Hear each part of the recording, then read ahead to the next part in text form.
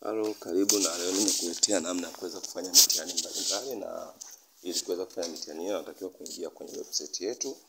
Na ili kuweza kuingia kwenye website yetu utafungua Google na utaandika mnali.com. Andika mnali.com, utasearch na kwenye Google itakufungulia website yetu. Hii ni website halali kabisa na haina shida yoyote. Kwa hiyo utascroll hapo chini, na ukiscroll hapo chini utakutana na mtihani wa hisabati darasa la 7. Kwa hiyo kwa sasa kuna mtihani mmoja. Kama una mwanafunzi wa darasa la 7 anaweza akafanya, au la 6 akajaribu.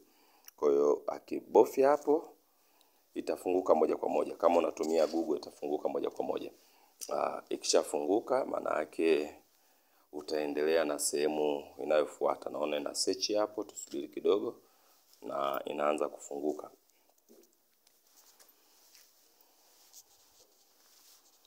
Okay, mtihani wetu unafunguka. Okay, mtihani umefunguka na mtihani umeandikwa hapo, mtihani wa hisabati darasa la 7. Ulikuwa ni Moko Shinyanga 2024. Kwa hiyo kama una hard copy ya mtihani wa hisabati Moko Shinyanga 2024 ni huo. Ukishuka hapo chini, ili kufanya mtihani wako unatakiwa click start now. Kwa hiyo ukiklik start now, mtihani utaendelea kufunguka. Hapo chini kuna maelekezo yameandikwa kwa lugha ya Kiingereza. Mantiki ya maelekezo hayo ni kukuambia kuwa mtihani huu ukianza hauwezi kusimamisha, muda utakuwa unaendelea kuhesabu, na mtihani huu ni timed kwa maana una muda. Muda ni masaa 2 dakika 120. Ikitokea mtoto amemaliza maswali kabla ya muda anaweza kuwasilisha, lakini muda ukiisha mtihani wenyewe utajifunga. Hautomsubiri mtoto kuendelea na maswali yaliyobaki. Kwa hiyo inamsaidia pia kujifunza kuendana na muda wa mtihani halisi. Ili kuanza mtihani natakiwa click to start au kubofya hapo alipoandika click to start, maandishi meupe hapo chini. Na ili abofye hapo, hakikisha mwanao amejiandaa, awe na karatasi na peni ya kufanyia, ili akishakuwa tayari ndio ubofye. Usibofye kabla mtoto hajawa tayari kufanya mtihani. Kwa ukibofya hapo mtihani utafunguka, na mtihani ukishafunguka sehemu ya kwanza sehemu A, matendo ya kisabati inakuwa na alama 10, lakini kabla ya kwanza kujibu matendo ya kisabati atakutana na taarifa binafsi. Ukiona nyota nyekundu maana yake ni lazima pajaze. Asipojaza ana uwezo wa kujibu yale maswali yaliyoko huku chini, lakini hataweza kuwasilisha na kupata majibu. Kwa hiyo ni lazima ajaze jina kamili. Utaklik hapo au utabofya alipoandika enter your answer, utaandika jina lako kamili. Tufanye ni Musa John Milanzi. Musa John Milanzi. Shule anayosoma tuseme ni Jitegemee.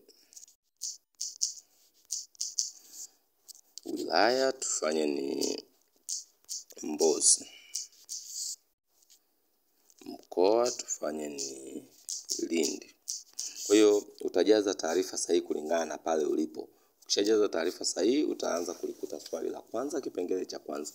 Hayo ni maswali kadri yalivyo kwenye mtihani wa Moko Shinyanga 2024. Kwa hiyo ili kuandika jibu lako utabofya hapo. Ukishafanya na mtoto amepata jibu, kuwezekana wakati mwingine mtoto asiweze kutumia simu vizuri, ila akiweza kutumia atabofya hapo alipoandika enter your answer. Mzazi au mtoto atabadilisha kuweka sehemu ya namba na ataandika jibu lake. Akishatoka hapo ataenda kwenye swali linalofuata. Akipata jibu atabofya alipoandika enter your answer. Atabadilisha hapo kuweka namba na ataandika jibu lake. Kitu cha msingi ni kwamba kama mtoto hawezi kutumia simu kikamilifu, akipata jibu lake pembeni, msaidie kuandika majibu. Sehemu ya kuandika jibu ni hapo alipoandika enter your answer. Jibu la kipengele cha 3 hapo chini yake naandika. Kwa hiyo kuwa makini ili kujua kwamba nimeandika jibu kwenye sehemu sahihi.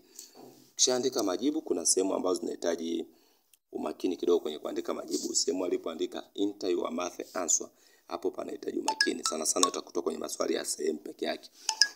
Hapo utabofya na itakuja alama hizo. Kitu cha kwanza, kama sehemu ni mchanganyiko, utaandika namba ya kwanza ambayo ni namba mzima. Mfano amepata 10 4 juu ya 3. Kwa hiyo utaandika 10, utaacha nafasi.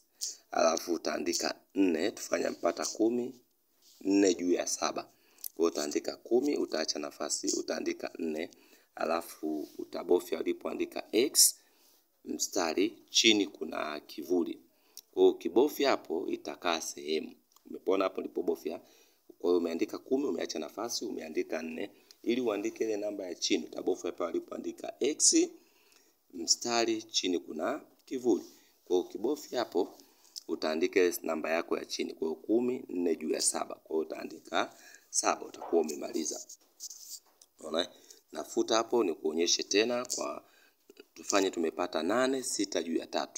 8 3 juu ya 5. Tufanye tumepata 8 3 juu ya 5. Kwa hiyo nitaandika 8, nitaacha nafasi, nitaandika 3, alafu hiyo okay imekuja 33, nitaiondoa hiyo 3 moja, alafu nitabofya pale kwenye alama ya X, chini kuna kivuli hapo. Kwa hiyo 8 3 juu ya 5 nitaandika 5. Kwa namna ya kuandika, ukipata mfano 2 1 juu ya 2, maana yake unaandika 2. Baada ya hapo unaacha nafasi, unaandika ile 1, zikijirudia futa ile namba 1. Ikitokea imejiandika mara 2, futa ile iliyojirudia 1. Ili kuandika ile namba ya chini utabofya pale walipoandika X mstari, chini kuna kivuli. Kwa hiyo 2 1 juu ya 2. Hiyo ndio sehemu pekee inahitaji umakini zaidi. Kwa hiyo akishaandika jibu lake, sehemu zingine mfano amepata, tuchukulie hesabu za asi na chanya, amepata asi 4, utaandika asi 4. Au unaweza ukaandika asi ukaacha nafasi ukaandika 4. Kwa hiyo inakuwa ina shida. Amepata chanya 3, utaandika chanya 3. Alama ya kujumlisha 3, au chanya ukaacha nafasi ukaandika 3, nayo itakuwa ni jibu sahihi. Lakini pia eneo la desimali, mfano kwenye hesabu ya desimali utatumia nukta kama desimali, kwa utaandika tu kama kawaida. Sehemu za hesabu hizo za sehemu nimesema ukibofya utaandika kama jibu ni sehemu tu ya kawaida. Tufanye mfano mpata 2 juu ya 3, utaandika 2, utagusa sehemu hiyo ya X, chini kuna kivuli. Kwa ukigusa pale chini pale utaandika 3. Lakini kama mpata 2 juu ya 3, utaandika 2, utaacha nafasi, utaandika 2, utagusa imekuja hapo 22, utafuta ile 2 1, utagusa pale kwenye X, chini kuna kivuli, utaandika 3. Kwa sehemu ambayo mtoto anashindwa kufanya mwenyewe, mpe msaada wa kuandika. Ataweza kufanya swali vizuri, lakini kwenye kuandika jibu basi utampa msaada. Lakini pia kuna maeneo ambayo yanahitaji kufuata utaratibu. Kwa mfano, ili swali limetaka kwa msingi wake limetaka kujua, mfano hapa ni lita. Swali linataka lita. Au swali linataka tuchukulie imetaja fedha, mfano shilingi. Kwa hiyo kwenye jibu ataandika jibu. Kwa mfano mpata 864, ataandika 864. Au akiweza ataandika kwa maneno shilingi 864. Lakini akiandika namba tupu pia atakuwa amepata. Sehemu imetaka tuchukulie imetaka lita, mfano hapo imetaka umri, anaweza kaandika miaka, mfano miaka 2. Au pia akiandika 2 itakuwa amepata. Kwa hiyo kwa kushauri maeneo yote ambayo unaona yanataka na maelezo, andika namba tupu. Andika namba tupu ili kuweza kuandika jibu sahihi. Lakini sehemu ukiona kuna enter your math, sana sana ni maeneo ambayo majibu yake yanahitaji kuwa kwenye sehemu. Mfano hapo tumepata jibu 3 juu ya 8, utaandika ni 3, utagusa hicho kinani sehemu hiyo ya X, chini kuna kivuli, utaandika chini 8, utakuwa umemaliza jibu lako. Kwa hiyo hivyo ndo namna ambavyo unapaswa kufanya kwenye mtihani. Ukishakamilisha maswali yote, maana yake umefanya sehemu A umemaliza, umeenda umefanya sehemu B umemaliza, kuna sehemu C pia huko kuna maumbo. Mfano hapa mkwambia tafuta thamani ya T, umepata jibu ni 10, andika 10. Usipate shida kuandika 9 sana hiyo au 10. Hapo umeambiwa tafuta ujazo katika lita. Ukiweza unaweza kuandika lita ukaacha nafasi ukaandika jibu lako, lakini ukiona ni shida andika kama ni 3, andika kadhalika. Lakini pia hapa inahitaji mfano sehemu inataka sentimita za eneo. Usipate shida, usitaki kuandika sentimita za eneo, andika tu ile jibu uliyopata. Kama jibu 25, andika 25. Ukishamaliza kwenye kufanya maswali yote, hapa chini kuna sehemu imeandikwa submit. Kwa hiyo uta click submit. Click submit maana yake umehakiki kwamba maswali yangu yote nimefanya na nimekamilisha. Itakupa maelekezo ya asante kwa kukamilisha mtihani wako. Kwa masahihisho angalia akaunti yetu ya YouTube. Ukiingia YouTube utakuta akaunti yetu ambayo nimeituma pia kwenye hilo group. Unaweza ukashare na watu tofauti tofauti. Hapo utakuta masahihisho ya mtihani mzima yamefanyika na yanapakiwa muda sio mrefu.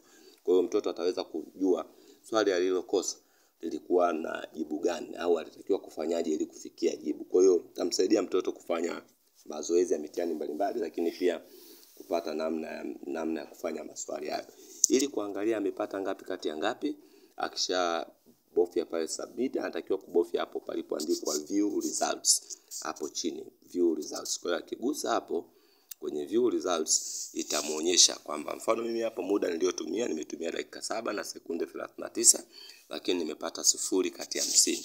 Kwa hiyo swali lipi amepata, swali lipi amekosa, litamuonyesha huko kwamba ili umepata, ili umekosa. Jibu sahihi lilikuwa lipi kwenye hilo swali alilokosa, itamuonyesha pia. Kwa hiyo hivyo ndio namna ambavyo mwanao anaweza kufanya mtihani, na kutakuwa na maswali mengi na mitihani tofauti tofauti kwa madarasa tofauti tofauti. Kwa sasa kuna mtihani huo wa hisabati darasa la 7. Kila mtu anaweza kufanya au unaweza kashare na mwenzio Tanzania nzima kwa ajili ya kupata maelekezo hayo. Nikuombe tu subscribe kwenye akaunti yetu ya YouTube ili kuweza kupata update nyingi zaidi. Asante sana. Naitwa Mwalimu Mnali kutoka Shule ya Msingi Kipewa.